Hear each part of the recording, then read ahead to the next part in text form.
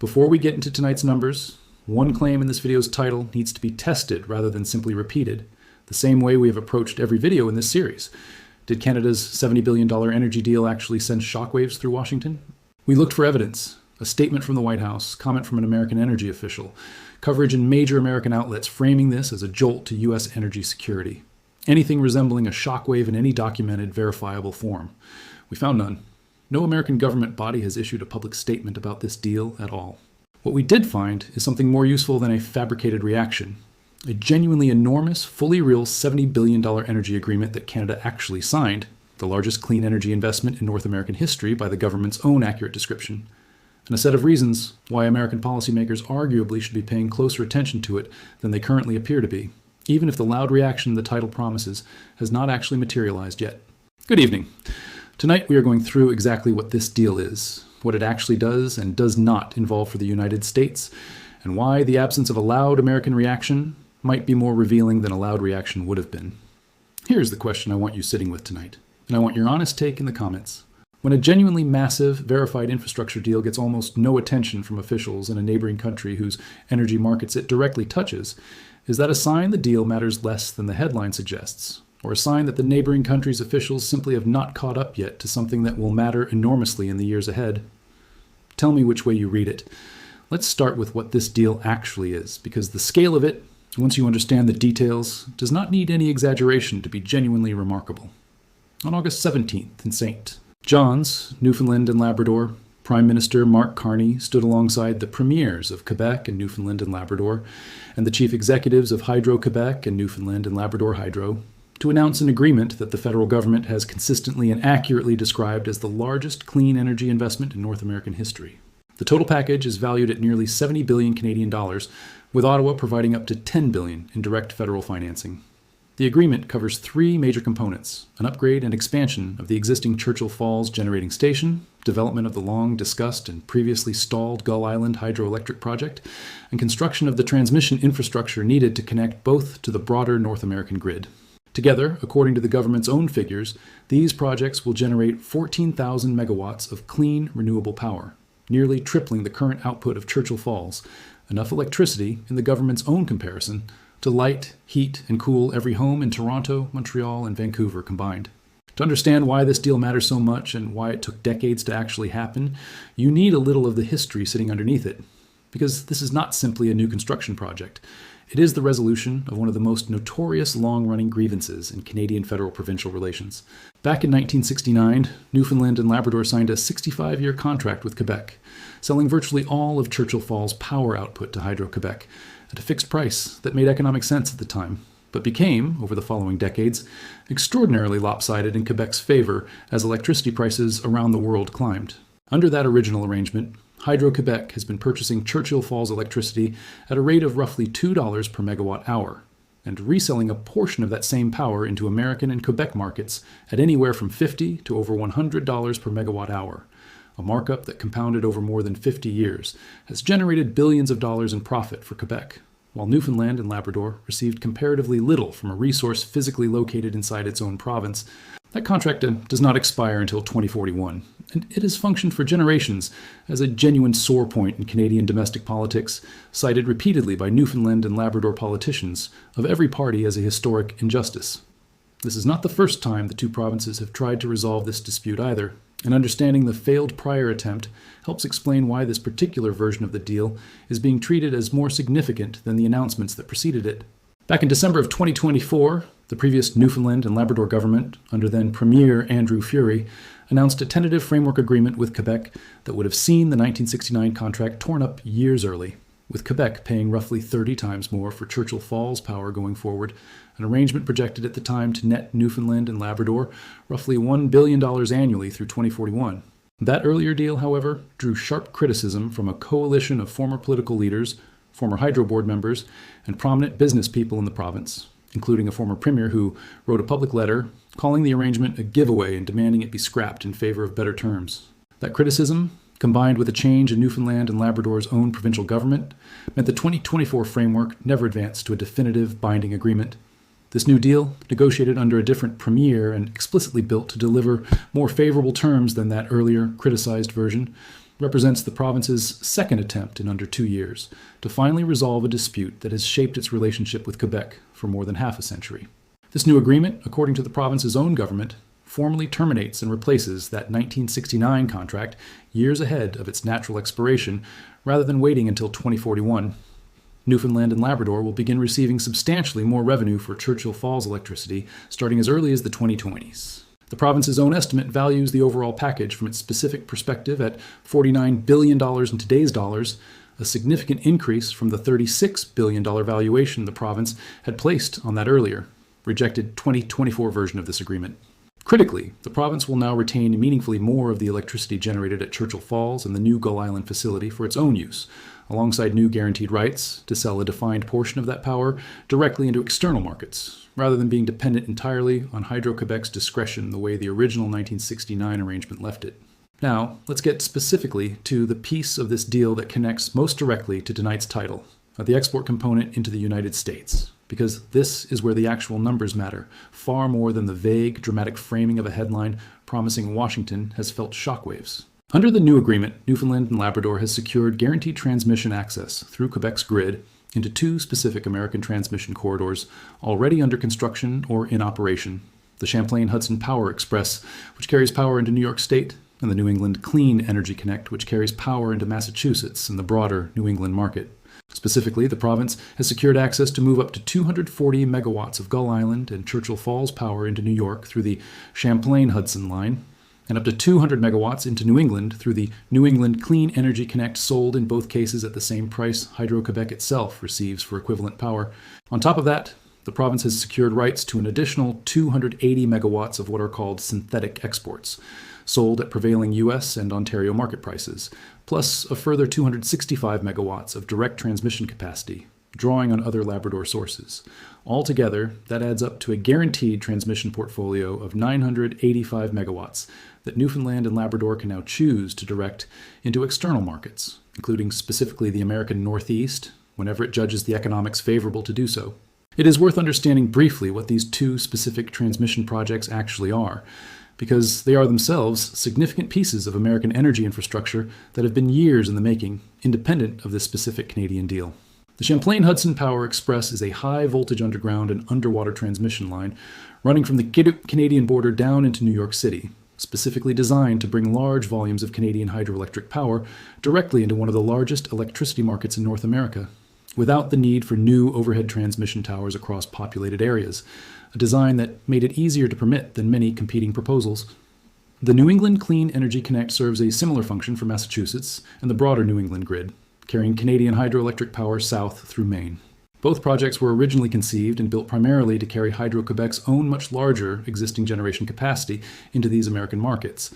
And this new Newfoundland and Labrador agreement essentially grants the province a formal, guaranteed right to also route its own Churchill Falls and Gull Island power through those same physical transmission corridors, rather than needing to build entirely separate infrastructure of its own to reach the same American buyers. Sit with those specific numbers for a moment, because they matter enormously for evaluating tonight's title. 985 megawatts is a real, meaningful amount of electricity, roughly enough to power several 100,000 homes, depending on how it is ultimately allocated. It is not, however, anywhere close to the scale that would justify language like shockwaves through Washington. The full 14,000 megawatt output of this expanded project is overwhelmingly destined for domestic Canadian use, primarily flowing into Quebec's own grid under Hydro-Quebec's existing purchase agreements, with a meaningful secondary share retained inside Newfoundland and Labrador itself to power local industrial development,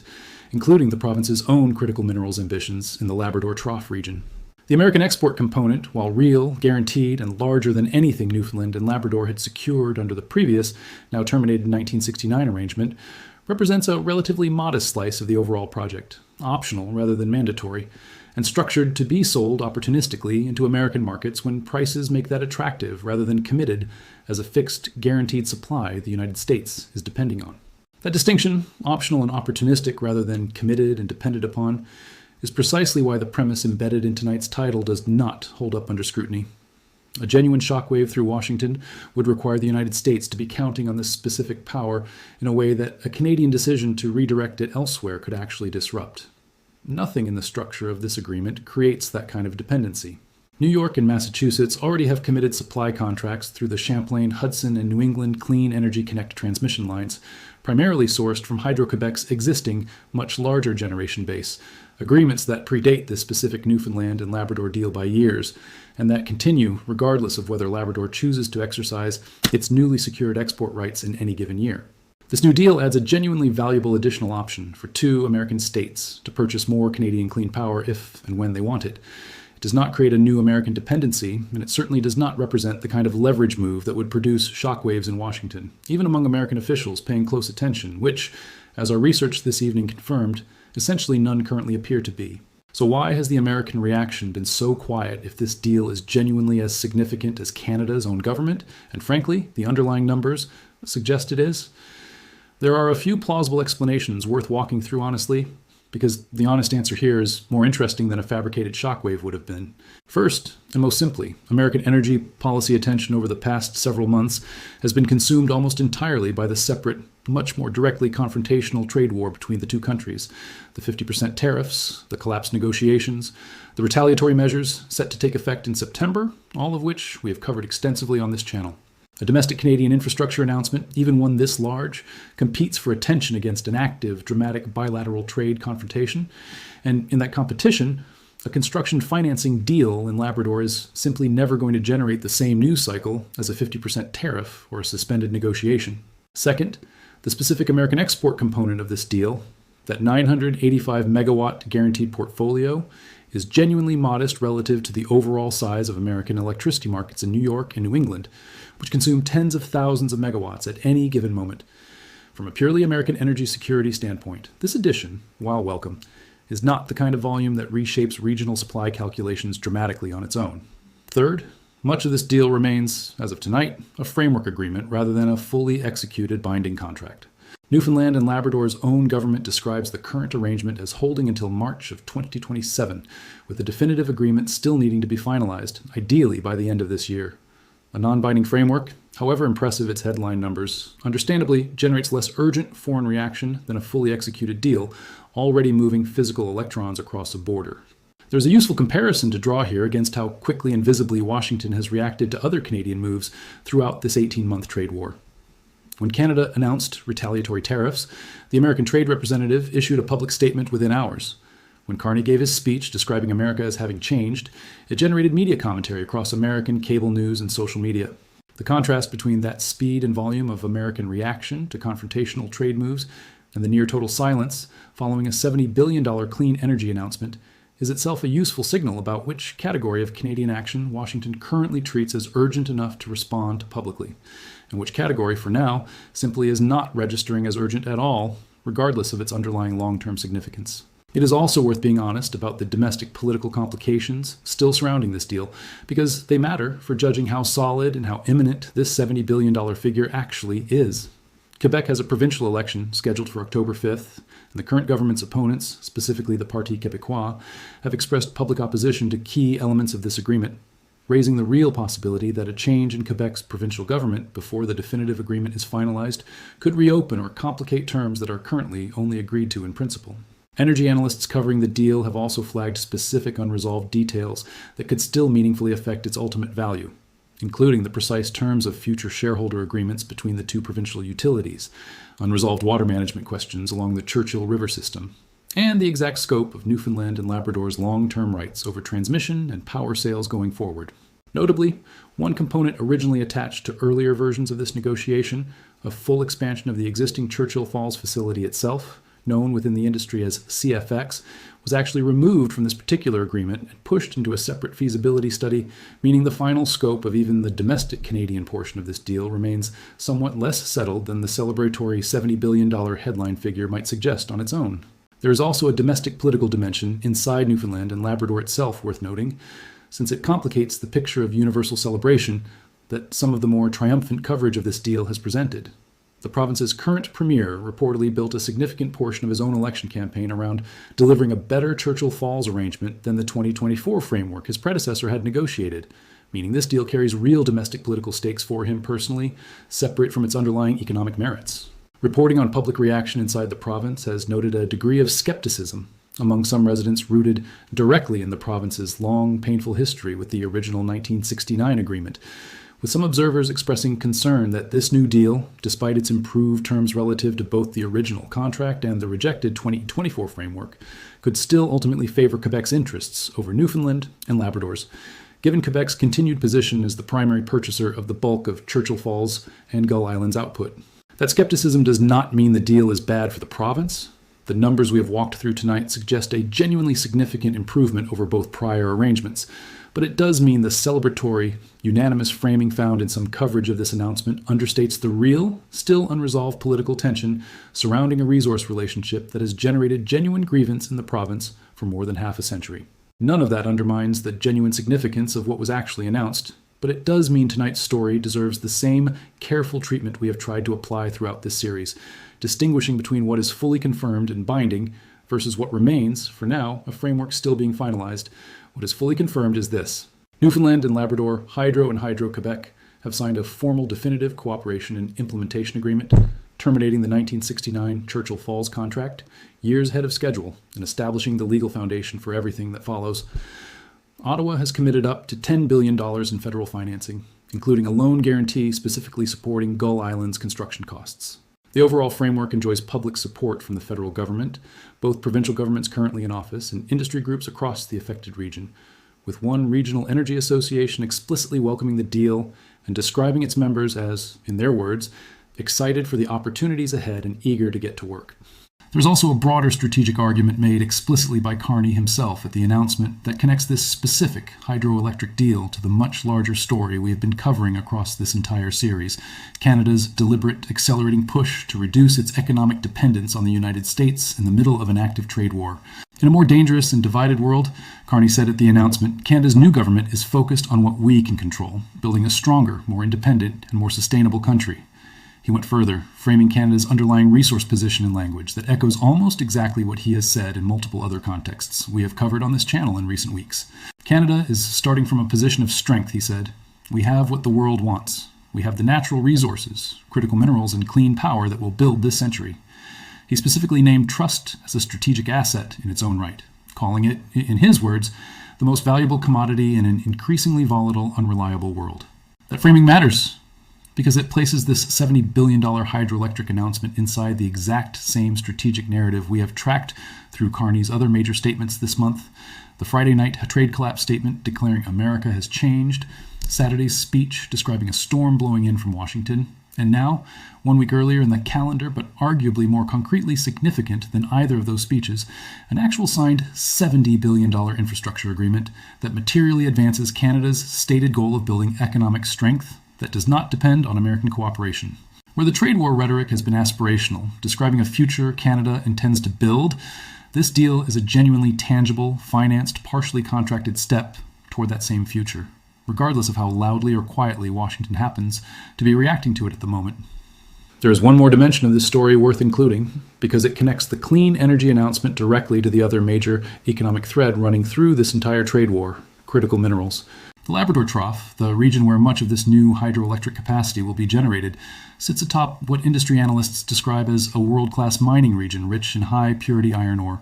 With significant additional potential in graphite and other critical minerals, the United States has repeatedly identified as strategically essential and dangerously concentrated in supply from countries like China. As part of this same broader announcement, the federal government referred a related initiative, the Labrador Trough Clean Power, Critical Minerals, and Infrastructure Corridor, to Canada's Major Projects Office, a body designed specifically to accelerate approvals and financing for exactly this kind of large-scale strategic infrastructure. The government also announced a separate, smaller fund, roughly $1.5 billion, called the First and Last Mile Fund, specifically intended to support the more granular infrastructure needed to actually move Labrador Trough minerals to buyers, including feasibility funding for expanding the port of Sept-Îles from 21 to 38 million tons of annual handling capacity, engineering work on new transmission connections for the Labrador West mining region, and pre-construction support for specific graphite mines, roads, and grid connections. That level of granular, unglamorous infrastructure spending, ports, roads, grid connections,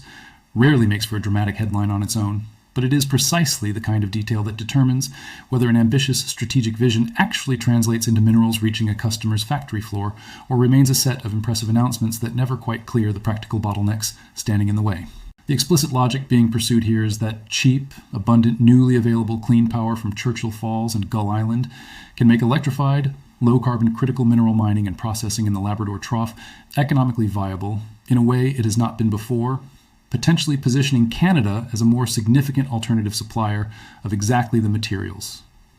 American defense contractors and manufacturers have spent the past year worrying about sourcing reliably, a worry we covered in detail in an earlier video in this series about Canada's broader energy and resource leverage. It is worth being honest, though, that this connection between cheap Labrador power and a genuinely competitive North American critical mineral supply chain remains, for now, a strategic bet rather than a completed transformation. The mines, the processing facilities, and the export infrastructure necessary to turn abundant electricity into a reliable flow of finished critical minerals reaching American factories are, for the most part, still in early planning or feasibility stages, meaning the timeline for this specific piece of the story to matter in a concrete, measurable way likely extends well beyond the current news cycle, closer to the early 2030s than to anything that would justify urgency in Washington today. So here is the honest, fully verified version of tonight's story, stripped of the exaggeration in the title that brought you here. Canada has genuinely signed the largest clean energy investment in North American history,